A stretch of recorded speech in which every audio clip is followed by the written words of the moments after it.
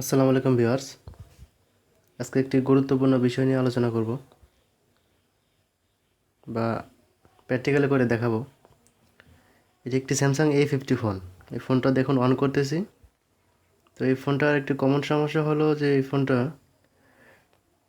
Normally সব সঠিকভাবে on হবে, লেখা আছে ডিসপ্লেতে, সবই আছে, কিন্তু স্ক্রিন একবার অফ হওয়ার পরে বা স্লিপে যাওয়ার পরে কিংবা যাই বলুন, স্ক্রিন একবার লক করার পরে দ্বিতীয়বার স্ক্রিনে কিছু আসবে না। দেখুন, এই যে দেখুন, কিছু আসতেছে না।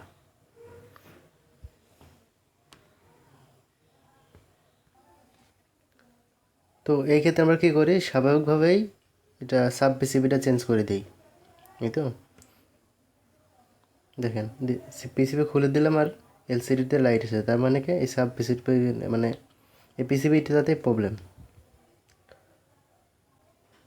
আলাদা বোর্ড কিংবা লজিক বোর্ড যে যাই বলেন না কেন, তো এইটা তো আমাদের কাছে সবসময় হাতের নাগালে নাও থাকতে পারে, অথবা এটা কিনতে তো টাকারও প্রয়োজন।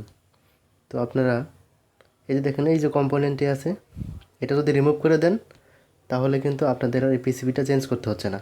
একটু ভালো করে দেখুন, এই যে এইটে এই কোম্পানিটা দেখবেন শর্ট থাকে, এটা শর্ট হওয়ার পরেই আমাদের এই এলসিডি প্রবলেমটা করে।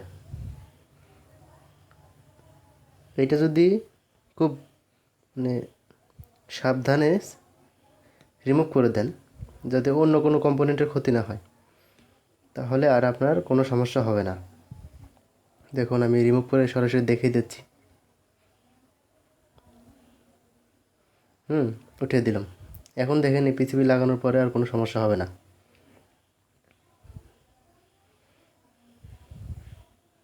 আপনারা বোঝার সুবিধাতে আবার দেখাচ্ছি। দেখুন, আমি যে কম্পোনেন্টটি দেখিয়েছিলাম সেটাই রিমুভ করে দিয়েছি।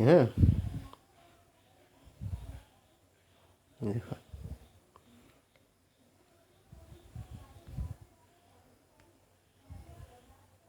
তো এটা কাজ শেষ।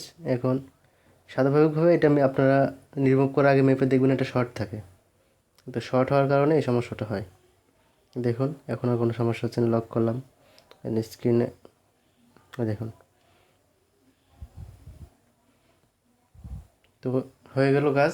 এই একটা সিম্পল, এই সিম্পল কাজের জন্য পিসিবিটা চেঞ্জ করতে হয়।